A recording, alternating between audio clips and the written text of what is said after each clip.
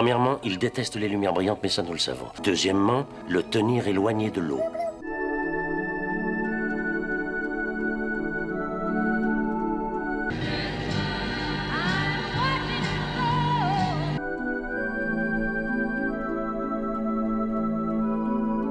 Et c'est probablement le plus important, ne jamais lui donner à manger après minuit. Et le choc de Noël 1984 en France, 6 mois après les États-Unis, la nouvelle production Steven Spielberg, réalisée par Joe Dante, déferle dans les salles avec une histoire plus qu'originale. Oh, c'est pas vrai.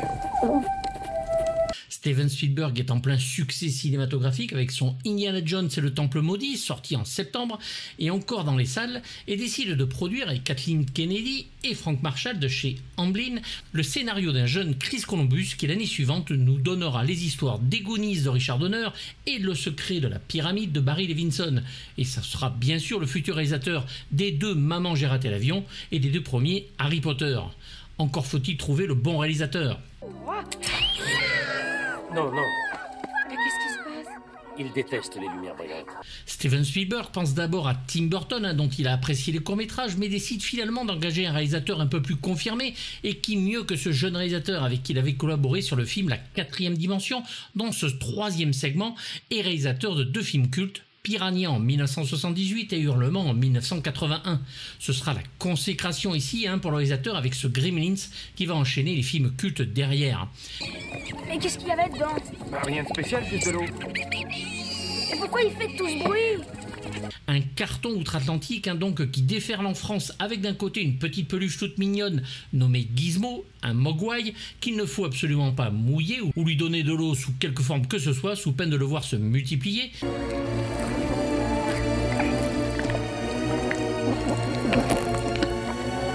Et à qui il faut surtout ne pas donner à manger après minuit, sous peine d'avoir la surprise de le voir se transformer en sale gargouille vicieuse et méchante, et pour les 2 créatures ne jamais les exposer au soleil, ce qui pourrait les tuer.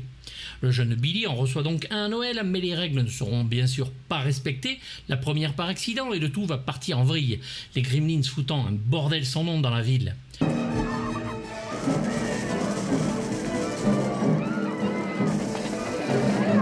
Le tournage aura lieu dans les studios Universal d'Universal City et dans les Warner Bros Studios. Certains décors de la ville fictive de Kingston Falls sont les mêmes que ceux utilisés pour Retour à le futur.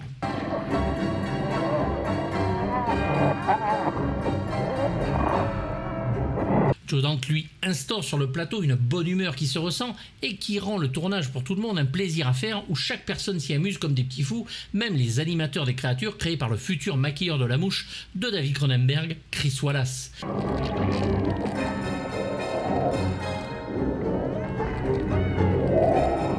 Wallace va se lâcher et nous donner des séquences drôles, inoubliables et folles, un croisement entre Tex Avery, les Looney Tunes et les Marx Brothers.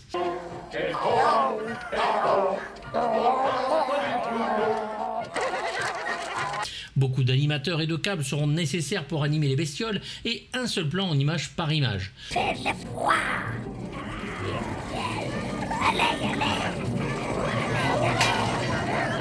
Une centaine de gremlins seront créés, mais certains ne sont qu'à l'arrière-plan pour remplir la pièce.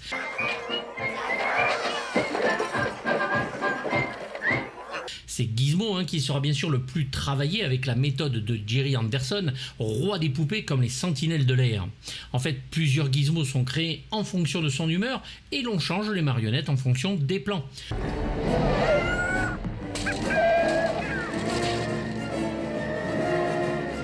Pour le gros plan sur le visage, pendant la poursuite dans sa petite voiture Barbie, c'est une tête de 3 mètres qui sera construite.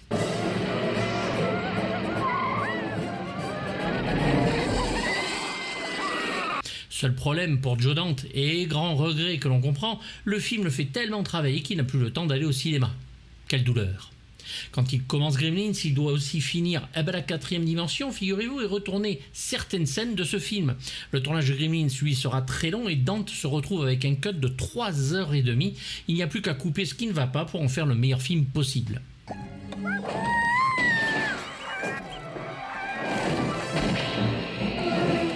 De nombreuses références à plusieurs films sont disséminées un peu partout, comme le sourillard sur le frigo pour Hurlement, Un Gremlins refait une danse de Flashdance du film d'Adrian Lyne.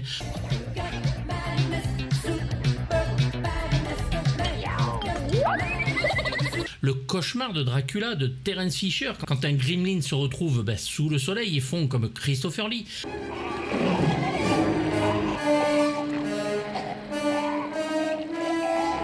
Certains voient de l'Empire contre-attaque quand Stripes lance des objets à Billy, comme Vador à Luke lors de leur affrontement.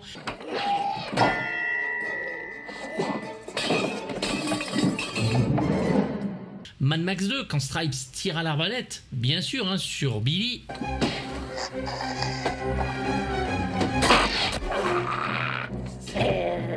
Et d'ailleurs, l'affiche du film est dans la chambre du jeune garçon. Il fallait que je vienne. C'est ce que je vois. Maintenant, je sais. Ainsi que celle de la 4e dimension. Mon père, il dit que ça lui fait vendre des Pas de armes. problème, t'as qu'à le laisser ici. Mais qu'est-ce que tu diras à ton père?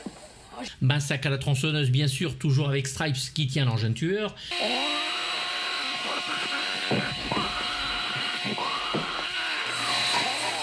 James Bond avec la commande du cocktail de Gérald. Donne-moi une vodka martini faite dans un shaker. Tu travailles ici?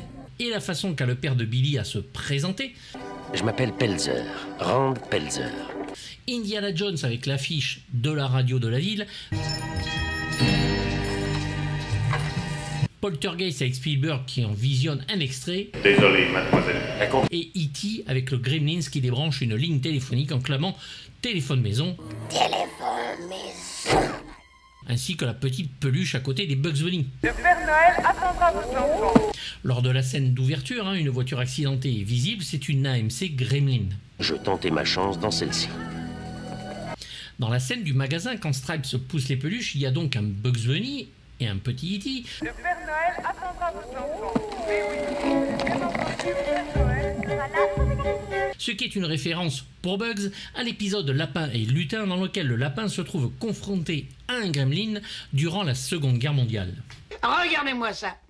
Une des menaces constantes que doivent affronter les pilotes est celle des farfadets qui font s'écraser les avions. Le film sera adapté en jeu vidéo à l'époque, avec Gremlins sur Atari 7800, Atari 5200 et Atari 2600, Gremlins The Adventure l'année suivante sur Commodore 64, Amstrad CPC, publié par Adventure Entertainment, un jeu de société édité par Golden et un jeu de cartes Gremlins Card Game. Gremlins et son budget de seulement 11 millions de dollars, ce qui est pas mal à l'époque certes, mais absolument rien quand on voit à quel point le film est culte en rapport au budget à 300 millions de dollars d'aujourd'hui, c'est hallucinant. Reste qu'avec ces 11 millions, le film va rapporter plus de 148 millions de dollars à travers le monde, ce sera plus de 3 500 000 entrées en France, un carton planétaire. Je déteste les petits chanteurs de Noël. Toutes ces voix de fausses qui ne sont que de la graine de drogués.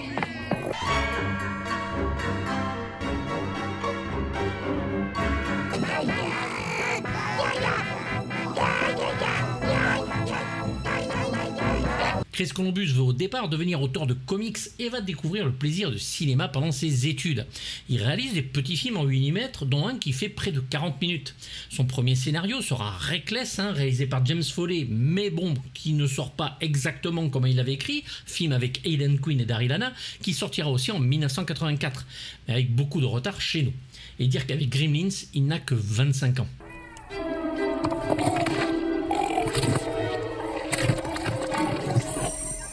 C'est donc un scénariste au départ, et après avoir regardé de vieux films de monstres de la Universal et Le Hurlement de Joe Dante, il est persuadé que l'on peut faire encore ce genre de film. Il y a des souris qui se baladent dans les murs de son appartement et qui lui filent la trouille. Les Gremlins vont venir de là.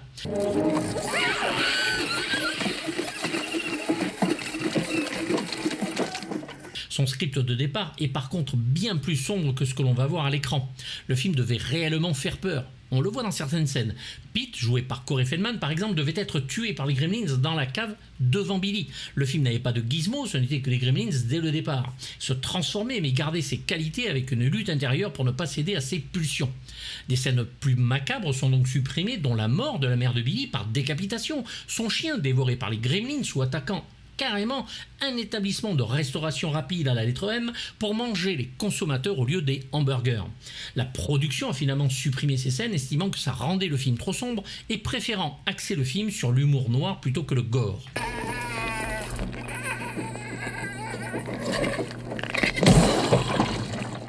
De même, le chef des Gremlins, Stripe, n'était initialement pas présent dans le script. Gizmo lui-même se transformait pour devenir le Gremlins à crête blanche. Spielberg modifia le scénario sur ce point, estimant que Gizmo était suffisamment mignon pour attirer la sympathie des spectateurs et que ceux-ci préféreraient qu'il reste fidèle à lui-même tout au long du film. Il n'avait pas tort. Il voulait que le public puisse identifier un gentil et un méchant. La version cinéma sera la 8e version du script écrit. C'est celui qui a la mèche.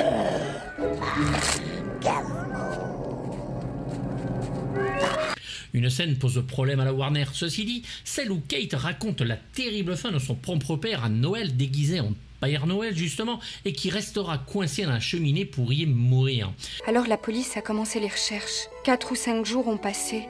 Ma mère et moi, on mangeait plus, on dormait plus. Une histoire que la Warner pense trop horrible pour les enfants, mais le producteur et le réalisateur se battront pour la garder, fort heureusement. Alors j'ai voulu faire du feu dans la cheminée et c'est là que j'ai remarqué l'odeur. Et rend justement par ce seul récit Noël comme possible fête de l'horreur. Il était monté sur le toit pour passer par la cheminée le soir de Noël, il avait les bras encombrés de cadeaux. Il a glissé et s'est brisé la nuque. Dans les débuts d'écriture, le Gremlin héros se sacrifiait pour sauver Billy. Bref, un tout autre film. Columbus, lui, rêve de devenir réalisateur, il y arrivera sans problème.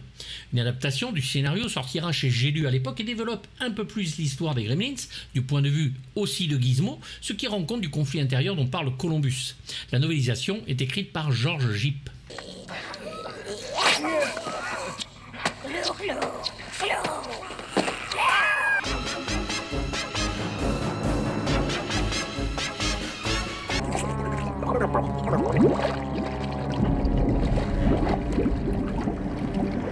William Billy Petzer, employé de banque et dessinateur à ses heures perdues, est interprété par Zach Galligan. Il est très bon acteur dans ce film, ainsi que dans le deuxième sur les bébêtes, mais sa carrière ne décollera jamais.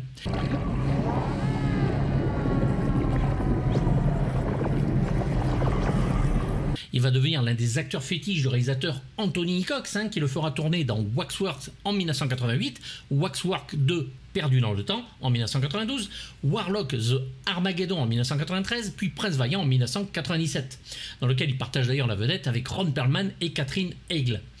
Il fera même un caméo non crédité pour ce même réalisateur dans Hellraiser 3.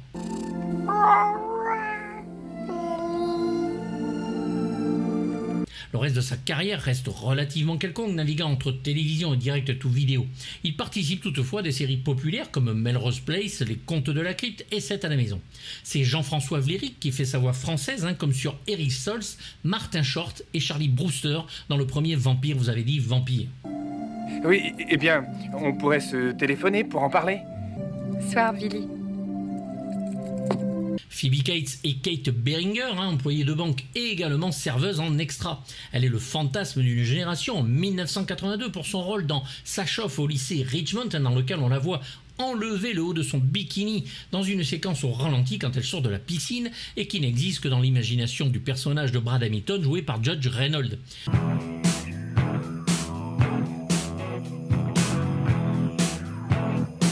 Comme sa costard, Galligan, Gremlins 1 et 2 sont les 2 films les plus forts de sa carrière. On la verra dans Les Feux de la Nuit de Jim McBride, aux côtés de Michael J. Fox, épousera Kevin Kline en 1989, et aujourd'hui elle dirige une boutique de cadeaux, The Blue Tree, à New York. C'est là que j'ai compris que le Père Noël n'existait pas. C'est Agathe Mélinan qui la double, voix de Mia Sara dans le Legend de Ridley Scott ou Elizabeth Shue dans Link. Vous avez avec vous votre cure-dent, vous avez avec vous votre pince à ongles, vous avez votre lime à ongles. Randall Rand Petzer, père de Billy, inventeur d'objets farfelus ne fonctionnant que rarement voire jamais, est interprété par un acteur, chanteur et compositeur américain, Hoyt Axton. Et vous avez votre miroir pour les dents. Cet objet va révolutionner les voyages. On l'a vu dans L'Étalon Noir de Carole Ballard et des apparitions dans de nombreuses séries télévisées. C'est l'immense comédien de doublage Marc de Géorgie qui le double ici, voix de David Carradine ou Brian Dennehy, entre autres. Les inventions de ton père, elles marchent très bien les 2 premières semaines et puis... Frances Lee McCain et Lynn Petzer, la maman de Billy et femme au foyer. On l'a vu dans Footloose de Herbert Ross, Retour vers le futur en maman de Lorraine dans le film de Robert Zemeckis, Stand By Me de Rob Reiner et même le premier Scream de Wes Craven.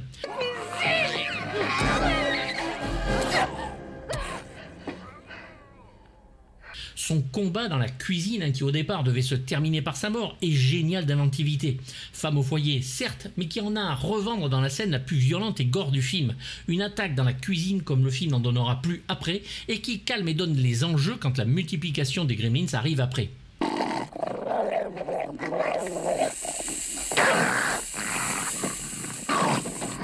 C'est Arlette Thomas, voix entre autres de Charlie MacLaine et de Kim Hunter en Zira dans les premiers Planètes des singes, qui fait ici sa voix. Donc autruche incident. Espèce de con. Qui ne se reproduira plus.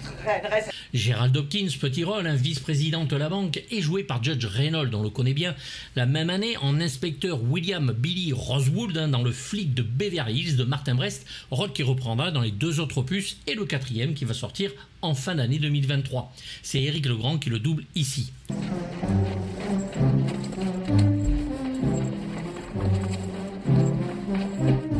Polly Holliday interprète Ruby Deagle, cruelle promotrice immobilière. C'est une femme acariâtre et dont la mort nous fera rire un bon moment, sa maison se retrouvant envahie par les créatures.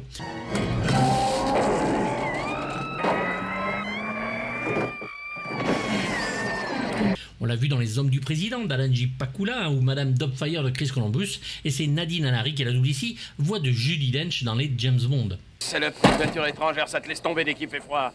Ça arrive pas avec la mécanique américaine, on fabrique du solide chez nous. Dick Miller, bien sûr, qui incarne ici Murray Futterman, a joué dans les précédents longs-métrages de Joe Dante et tous les films futurs derrière. Il est pote avec Billy et comme d'habitude très drôle et combatif dans le film, avec toujours ses histoires sur les étrangers. Sacré bon Dieu de poste étranger. Oh, écoute. Je t'avais dit qu'il fallait en prendre un fabriqué chez nous.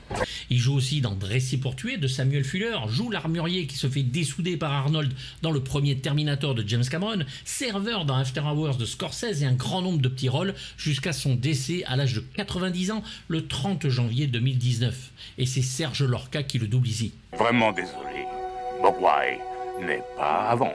Avec Mogwai arrive beaucoup de responsabilités. Keyello est Monsieur Wing, un vieux boutiquier chinois qui va vendre Gizmo au père de Billy. Sa boutique étrange nous fait demander si elle se situe dans un pays étranger ou dans Chinatown, tant l'atmosphère y est excitante et fantastique. Vous lui avez appris à regarder la télévision? Oui. Acteur excellent dont j'ai parlé sur ma vidéo de flic ou zombie de Marc Goldblatt il y a peu, il est toujours apte à jouer des personnages mystérieux. Ce que votre société a fait avec tous les dons que la nature lui a offerts, vous ne comprenez pas. C'est Dark Vador lui-même, le grand George Aminel, et voix de Yul Brynner, Orson Welles, Lee Marvin ou James Coburn, qui interprète sa voix française comme dans Les Guerres des Étoiles.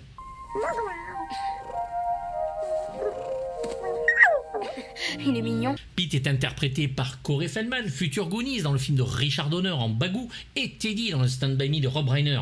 N'oublions bien sûr pas sa participation dans le Vendredi 13 chapitre final de Joseph Zito, où il incarne Tommy Jarvis et aide à dessouder le Jason de la meilleure des manières. Génération perdue en 1987 de Joel Schumacher en Frère Frog, rôle qui reprendra dans les suites, et une filmographie qui partira dans les limbes du direct-to-vidéo. Damien Boisseau le double ici, future voix de Matt Damon et Edward Norton. Ah, bravo, tu as fait du joli. Ah, désolé. C'est un jeune ami de Billy qui va, malheureusement renverser, sans faire exprès, de l'eau sur Gizmo. D'arracher le bras comme un rien. Si vous voulez, je peux aller lui passer les menottes. Billy, à ton avis? Jonathan Banks, pareil, en petit rôle ici, et Brent, l'adjoint du shérif, un acteur que l'on adore, toujours excellent, qu'il soit sympathique ou pas, ce qui est plus souvent le cas. Il se fait exploser avec l'arme de son coéquipier Nick Nolte au début de 48 heures de Walter Hill, homme de main de Victor Maitland dans le flic de Beverly Hills de Martin Brest, et entre 1987 et 1990, Banks joue le rôle de Frank McPike, supérieur du protagoniste de la série Un flic dans la mafia, Vinny Terranova. Il reprendra le rôle en 1996, le temps d'un téléfilm, mais c'est pendant 13 ans que le succès sera mondial dans la série Breaking Bad à jouer Mike Ehrmantraut et aussi dans Better Call Saul et le film El Camino. Un second rôle toujours parfait et c'est le très grand comédien de doublage Richard Larbois qui le double ici. Pardonnez-moi, monsieur. Comment? Épaisse et lourde. En apparition, nous avons donc droit à Robbie le robot de la planète interdite. 160 litres vous suffirait. J'en utilise rarement moi-même, monsieur. Bob Burns, le propriétaire de la machine Explorer le temps du film de George Pal. Je dis que c'est fantastique. En fait compétition. Que l'on voit assis dans la machine qui tourne et qui va disparaître dans le plan d'après, si l'on regarde bien, avec autour de lui des gens qui se demandent ce qu'il est devenu. C'est Noël. Je ferai ce que je pourrai.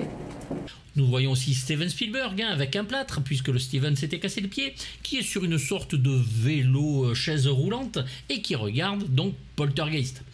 Je dis que c'est fantastique.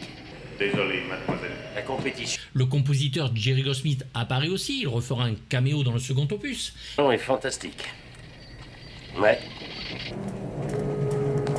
Je ferai ce que je pourrai.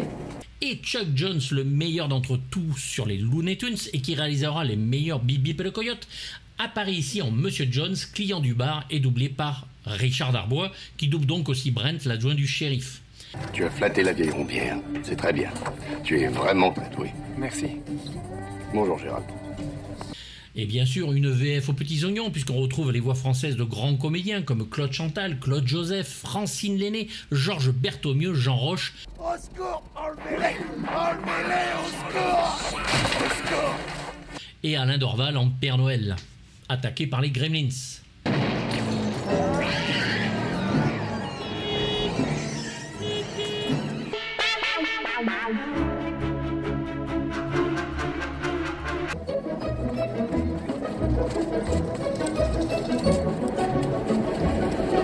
Jerry Goldsmith et Joe Dante, c'est une grande histoire d'amour des Gremlins. Le compositeur va même créer un univers Joe Dante via sa musique.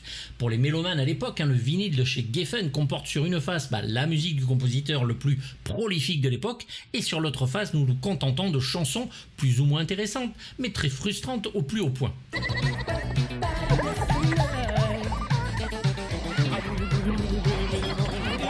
Les années 80 préférant les charts aux compositions symphoniques sur les gros films. Côté score, la musique s'ouvre sur le thème de la Warner, un fanfare légendaire composé par Max Steiner, ici réorchestré, et seulement 4 autres morceaux.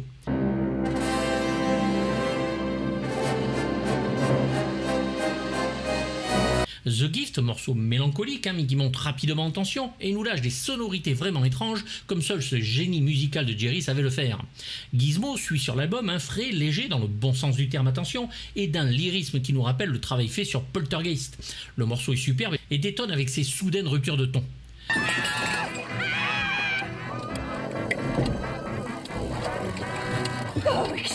Madame Deagle, Mrs. Deagle, est le morceau le plus fou dans le malsain et l'étrange d'effets de voix et qui va finir par littéralement se déchaîner. L'on pourrait penser à un score de film d'horreur avec encore une fois des mélodies dont seul ce génial compositeur en a le secret. L'album va finir par un Gremlins rag, la rage des Gremlins du plus bel effet, au rythme soutenu, exposant la folie dans laquelle la ville est en proie, cette fameuse rage des Gremlins, à la fois horrifique et drôle.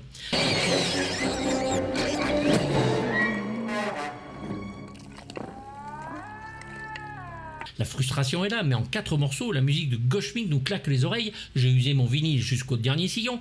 Et ce n'est qu'en 1998 vient un bootleg chez Mogwai Music, que l'on va pouvoir découvrir le score, suivi en 2011 par un double CD chez Filmscore Monthly, comprenant la musique complète et l'album remasterisé, et enfin, en 2015, une version Water Tower.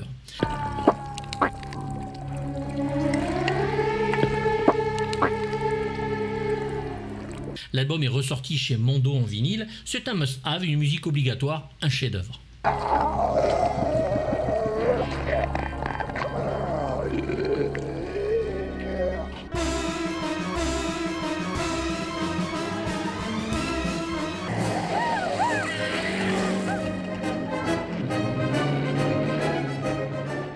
Gremlins est donc un divertissement imparable et surtout, comment peut-on y résister? Comment ne pas avoir envie d'y croire? Le spectacle est total et l'on succombe sous la réalisation inspirée de Joe Dante qui ne va aller qu'en s'améliorant, mélangeant habilement le film populaire et familial et les petits plans de films d'horreur.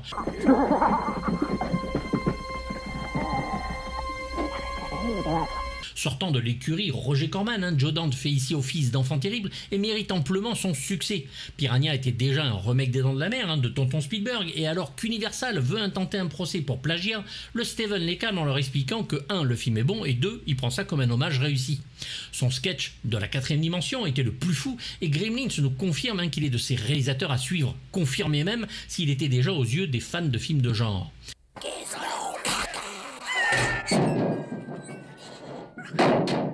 Dante a commencé en montant des bandes annonces, aujourd'hui il les décrypte. Il est de ces réalisateurs qui ajoutent cette légère touche de perversité nécessaire à un film familial et populaire qui fait en sorte que l'on n'oublie jamais l'œuvre. Il n'y a qu'à voir le pire des Gremlins, Stripe, infâme vicelard de bestiole qui aura l'idée de plonger dans la piscine municipale afin de se multiplier.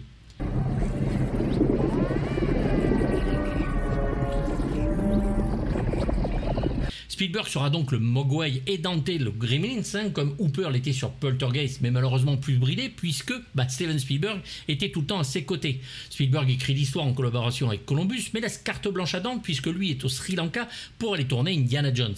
Après ce film, un second opus, toujours réalisé par Joe Dante, sortira en 1990, et l'on attend une série animée pour 2023 avec un troisième film toujours annoncé, mais pas préparé.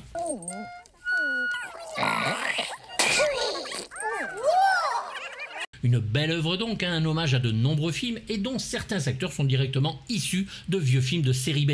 Le scénariste préfère cette dernière version qu'il trouve bien plus originale que celle qui était prévue au départ. Un grand moment, une régalade qui restera dans les mémoires. C'est pour moi un gros 7/6 de folie et de drôlerie où les Gremlins ne sont finalement que le miroir de ce que nous sommes vraiment. Nous ne sommes pas prêts.